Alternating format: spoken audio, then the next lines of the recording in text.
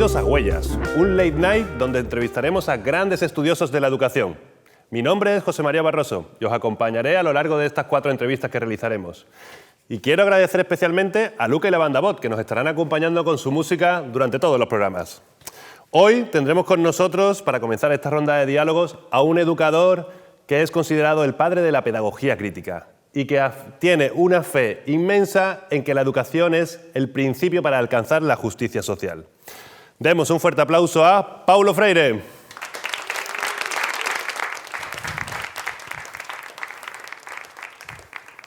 Buenos días, señor Freire. Es un placer tenerlo en nuestro Late Night. Muchas gracias por haber aceptado la invitación de Huellas. Hoy hablaremos un poco sobre algunas de sus obras, como Pedagogía de la Autonomía, Pedagogía del Oprimido o la educación como práctica de la libertad. Su libro nos deja grandísimos titulares, señor Freire. Creo que es una obra que todo docente en formación o que vaya a ejercer debería de leer y releer siempre y cuando tenga una visión humanista y emancipadora de la educación. Pero por cuestión de tiempo no podremos ahondar en todas las preguntas. Pero bueno, me gustaría comenzar por un tema por el que creo que le preguntan poco. ¿Qué diferencia hay entre los hombres y los animales desde su punto de vista? Buenos días, José. El placer es mío. Para un buen diálogo sobre educación, siempre me tendréis disponible. Gracias. La verdad es que es una buena pregunta la que realizaba. Tienes razón. Nunca me la habían planteado. En este sentido, los hombres son seres de la praxis. Son seres del quehacer y por ello diferentes de los animales, seres del mero hacer.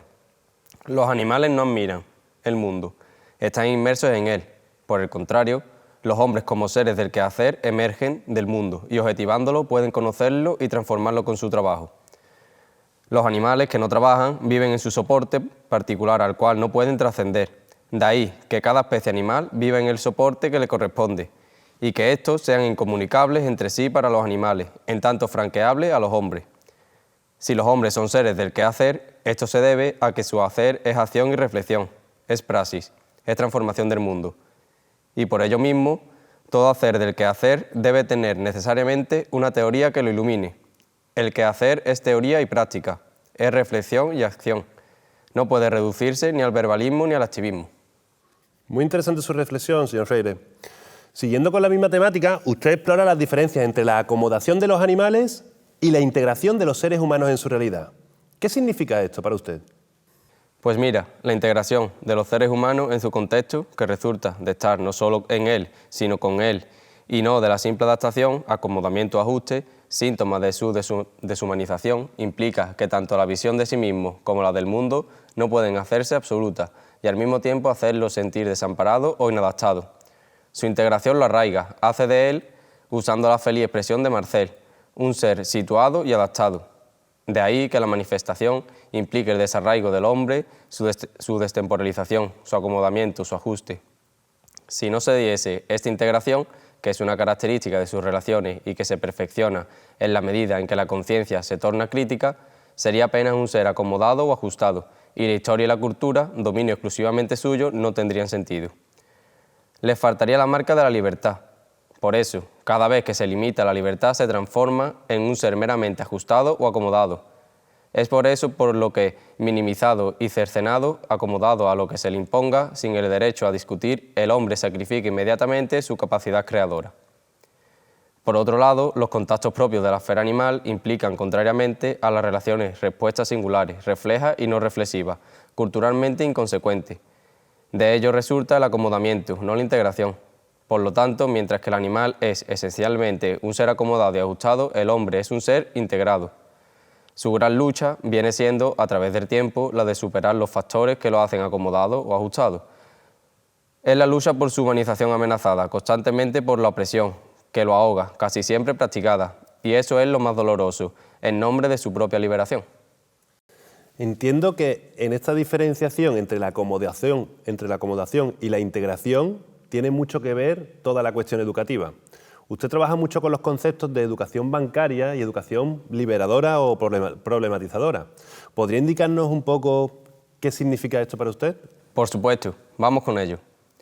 En la educación bancaria, en vez de comunicarse, el educador hace comunicados y depósitos que los educandos, meras incidencias, reciben pacientemente, memorizan y repiten.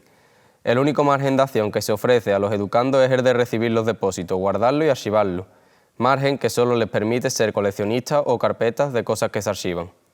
En la visión bancaria de la educación, el saber, el conocimiento es una donación de aquellos que se juzgan sabios a los que juzgan ignorantes.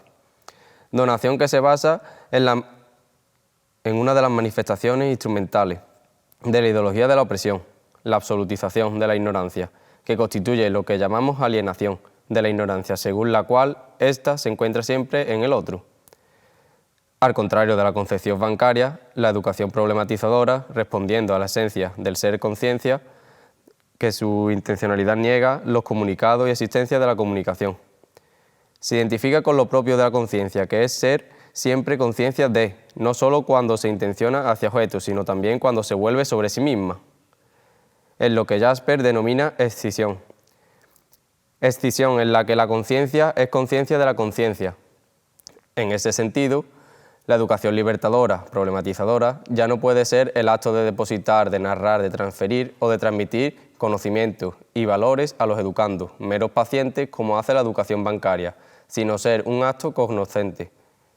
La educación problematizadora antepone, desde luego, la exigencia de la superación, de la contradicción educador-educando. Sin esta no es posible la relación dialógica. El antagonismo entre las dos concepciones, la bancaria, que sirve a la dominación, y la problematizadora, que sirve a la liberación, surge precisamente ahí. Mientras la primera necesariamente mantiene la contradicción educador-educando, la segunda realiza la superación. Con el fin de mantener la contradicción, la concepción bancaria niega la dialogicidad como esencia de la educación y se hace antidialógica. La educación problematizadora, a fin de realizar la superación, afirma la dialogicidad y se hace dialógica. Entonces, el tipo de comunicación que se establece en el aula se convierte en un punto fundamental en lo educativo. Usted habla del antidiálogo y el diálogo. ¿Cuál es la diferencia entre estos dos conceptos? Claro, la comunicación siempre es clave. Mira, por un lado, el diálogo es una relación horizontal de A más B. Nace de una matriz crítica y genera crítica. Se nutre del amor, humildad, esperanza, fe, confianza. Por ello, el diálogo comunica. Y cuando los polos del diálogo se ligan así, se hacen críticos en la búsqueda de algo. Se crea una relación de simpatía entre ambos. Solo ahí hay comunicación. Mientras que, por otro lado, el antidiálogo implica una relación vertical de A sobre B. Se opone a todo esto. Es desamoroso, es acrítico y no genera crítica, exactamente porque es desamoroso. No es humilde, es desesperante, arrogante y autosuficiente. El antidiálogo se quiebra aquella relación de simpatía entre sus polos que caracteriza el diálogo. Por todo eso, el antidiálogo no comunica, hace comunicados. Muchas gracias por la aclaración. Señor Freire, me gustaría que profundizara en algunos de los componentes esenciales del diálogo. Por ejemplo, la humildad. ¿A qué se refiere cuando dice que no hay diálogo si no hay humildad? Esa pregunta es muy interesante, y es que si no hay diálogo, no hay humildad. La pronunciación del mundo, con la cual los hombres lo recrean permanentemente, no puede ser un acto arrogante. El diálogo, como encuentro de los hombres, para la tarea común de saber y actuar, se rompe si sus polos o uno de ellos pierde la humildad. ¿Cómo puedo dialogar si alieno la ignorancia? Esto es si la veo siempre en el otro, nunca en mí. ¿Cómo puedo dialogar si me admito como un hombre diferente, virtuoso por herencia, frente a los otros, meros objetos en quien no reconozco otros yo? ¿Cómo puedo dialogar si me siento participante de un gueto de hombres puros, dueños de la verdad y del saber, para quienes todas las que están fuera son esa gente o son nativos inferiores? ¿Cómo puedo dialogar si parto de que la pronunciación del mundo es tarea de hombres selectos y que la presencia de las masas en la historia es sintonía de su deterioro, el cual debo evitar? ¿Cómo puedo dialogar si me cierro a la contribución de los otros, la cual jamás reconozco y hasta me siento ofendido con ella? ¿Cómo puedo dialogar si temo la superación y si solo de pensar en ella sufro y desfallezco? La autosuficiencia es incompatible con el diálogo. Los hombres que carecen de humildad o aquellos que la pierden no pueden aproximarse al pueblo, no pueden ser sus compañeros de pronunciación del mundo. Si alguien no es capaz de sentirse y saberse tan hombre como los otros, significa que le falta mucho que caminar para llegar al lugar de encuentro con ellos. Este lugar de encuentro no hay ignorantes absolutos ni sabios absolutos. Hay hombres que, en comunicación, buscan saber más. Es realmente poderosa esta relación entre la humildad y el diálogo. Del otro lado, en la teoría de la acción antidialógica, nombra como una de las características fundamentales la invasión cultural. ¿A qué se refiere cuando habla de ello? Pues me refiero a que la invasión cultural propia de la acción antidialógica de la educación bancaria, consiste en la penetración que hacen los invasores en el contexto cultural de los invadidos, imponiendo a estos su visión del mundo, en la medida misma en que frenan su creatividad, inhibiendo su expansión. En este sentido, la invasión cultural, indiscutiblemente enagente, realiza discreta o abiertamente, es siempre una violencia en cuanto violenta, al ser de la cultura invadida o se ve amenazado, definitivamente pierde su originalidad. Por esto, en la invasión cultural, como en el resto de las modalidades de acción antidialógica, los invasores son sus sujetos, autores y actores del proceso. Los invadidos, su objeto. Los invasores actúan. Los invadidos tienen la ilusión de que actúan en la actuación de los invasores. La invasión cultural tiene así una doble fase. Por un lado, es en sí dominante y por el otro es táctica de dominación. En verdad, toda dominación implica una invasión que se manifiesta, no solo físicamente, en forma visible, sino a veces disfrazada y en la cual el invasor se presenta como si fuese el amigo que ayuda. En el fondo, la invasión es una forma de dominar económica y culturalmente al invadido. En la invasión cultural, es importante que los invadidos vean su realidad con la óptica de los invasores y no con la suya propia. Cuanto más mimetizados estén los invadidos, mayor será la estabilidad de los invasores. Una condición básica para el éxito de la invasión cultural radica en que los invadidos se convenzan de su inferioridad intrínseca. Así, como no hay nada que no tenga su contrario, en la medida en que los invadidos se van reconociendo como inferiores, irán reconociendo necesariamente la superioridad de los invasores. Los valores de estos pasan a ser la pauta de los invadidos. Cuanto más se acentúa la invasión, alienando el ser de la cultura de los invadidos, mayor es el deseo de estos por parecerse a aquellos, andar como aquellos, vestir a su manera, hablar a su modo. Entiendo que esto tiene mucho que ver con la cuestión democrática, ¿no? Para usted, ¿qué es la democracia y la educación democrática, señor Freire? Desde luego que la tiene. La democracia y la educación democrática se fundan en la creencia del hombre, en la creencia de que las personas no solo pueden, sino que deben discutir sus problemas. El problema de su país, de su continente, del mundo, los problemas de su trabajo, los problemas de la propia democracia. La educación es un acto de amor, por tanto, un acto de valor. No pueden tener el debate, el análisis de la realidad, no puede huir de la discusión creadora, bajo pena de ser una farsa. ¿Cómo aprender a discutir y a debatir con una educación que impone? Dictamos ideas, no cambiamos ideas, dictamos clases, no debatimos o discutimos temas. Trabajamos sobre el educando, no trabajamos con él. Le imponemos un orden que él no comparte, al cual solo se acomoda. No le ofrecemos medios para pensar auténticamente, porque al recibir las fórmulas dadas simplemente las guarda, no las incorpora, porque la incorporación es resultado de la búsqueda de algo que exige de quien lo intenta, un esfuerzo de recreación y de estudio, exige reinvención. No sería posible, repetimos, formar hombres que se integren en este impulso democrático, con una educación de este tipo, y no sería posible porque esta educación contradice este impulso y hace resaltar nuestra inexperiencia democrática. Realmente interesante, señor Freire. Ahora ha llegado el momento de la pausa publicitaria, así que volveremos en un nuevo momento con la entrevista con Paulo Freire.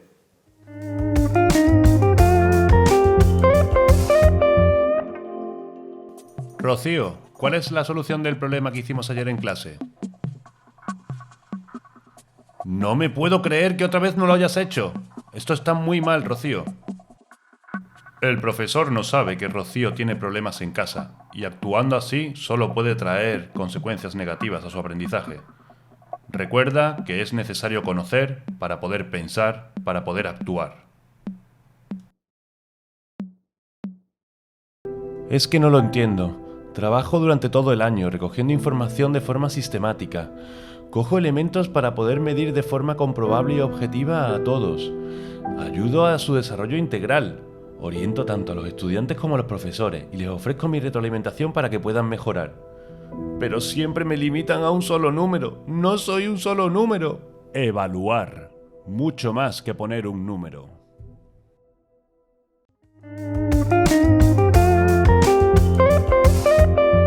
Y bueno, estamos de vuelta en Huellas para seguir con nuestra entrevista con Paulo Freire.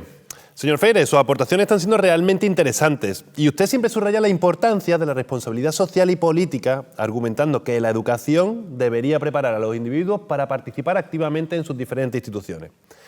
¿Cuáles son estos ámbitos de la vida en los que el educando o el estudiante debería de comenzar a participar?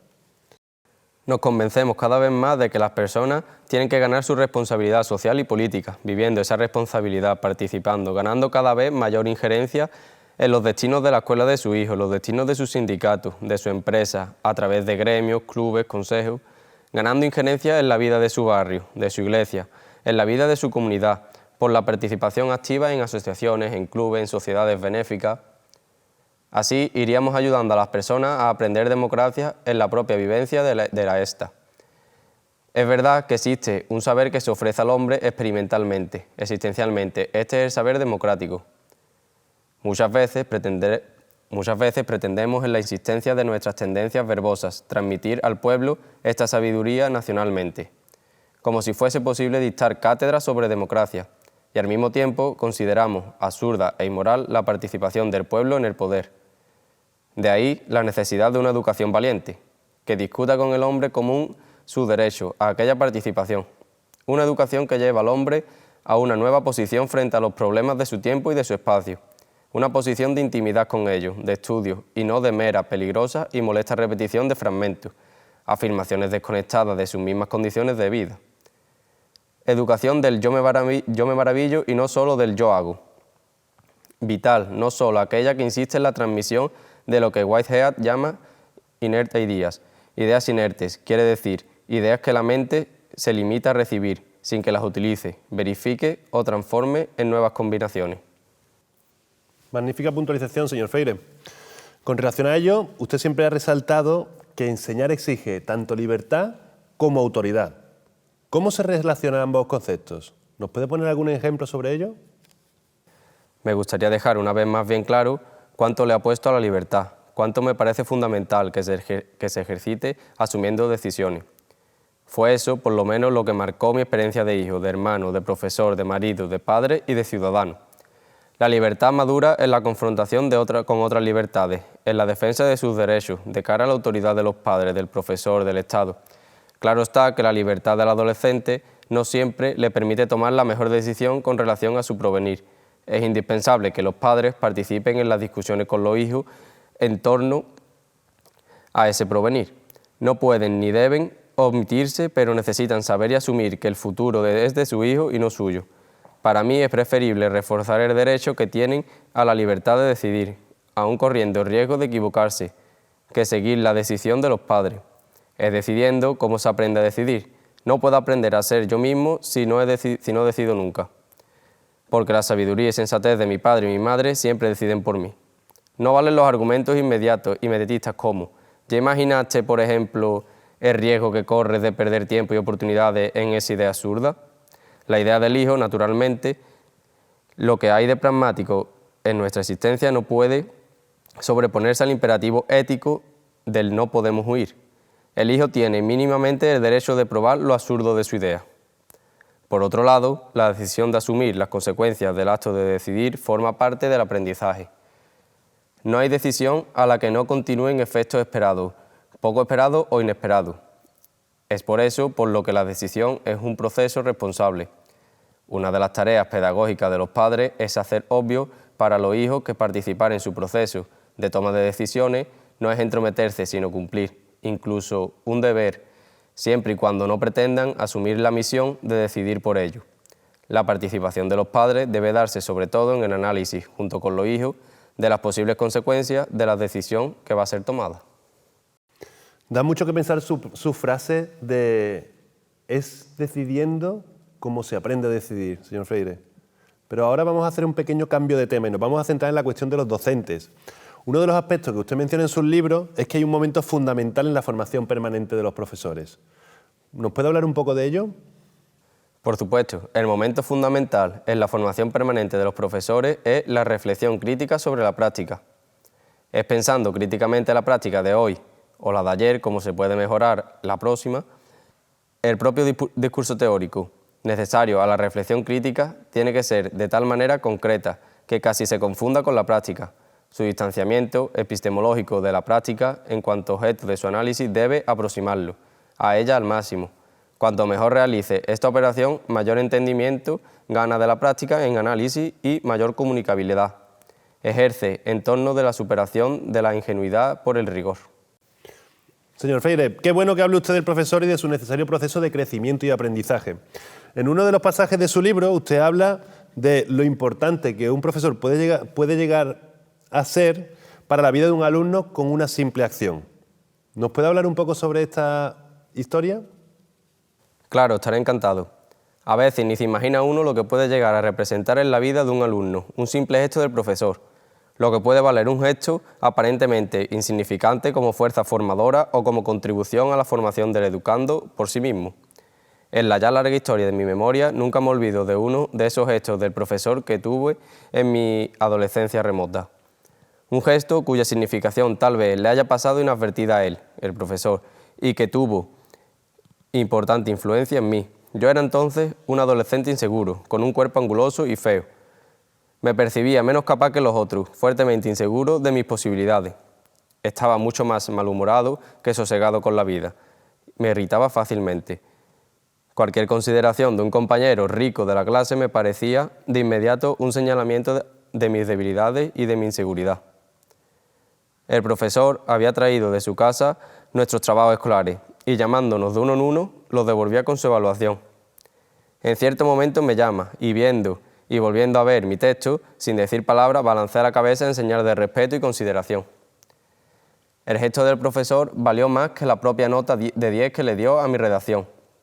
El gesto del profesor me daba una confianza aún obviamente desconfiada de que era posible trabajar y producir, de que era posible confiar en mí, pero que sería tan equivocado confiar más allá de los límites como era en ese momento equivocado no confiar. La mejor prueba de la importancia de aquel gesto es que lo mencionó ahora como si lo hubiera presenciado hoy. Y en verdad hace mucho tiempo que ocurrió. Sin duda, un gesto de un profesor puede permanecer en nuestra memoria para siempre, señor Freire. Para finalizar ya con la entrevista, puede que muchas personas consideren que un docente debe de saberlo todo. ¿Qué opina usted sobre ello? Desde mi perspectiva, opino que, como profesor, no debo escatimar ninguna oportunidad para manifestar a los alumnos la seguridad con que me comporta discutir un tema. Al analizar un hecho, al exponer mi posición frente a una decisión gubernamental, mi seguridad no reposa en la falsa suposición de lo que sé, todo de lo que soy, lo máximo. Todo lo contrario, mi seguridad se funda en la convicción de que algo sé y de que algo ignoro. A lo que se junta la certeza de que puedo saber mejor lo que ya sé y conocer lo que aún ignoro. Mi seguridad se afirma en el saber confirmando, por la propia experiencia de que si mi inconclusión de la que soy consciente atestigua de un lado, mi ignorancia me abre del otro, el camino para conocer. Fabuloso, señor Freire. Muchas gracias por haber participado en Huellas y por las excelentes reflexiones y conocimiento que ha compartido con nosotros. Gracias. Gracias a vosotros por la invitación al programa. La sociedad exige más que nunca que haya una educación comprometida con los más necesitados y espacios como este ayudan a que nos acerquemos a ellos. Muchas gracias.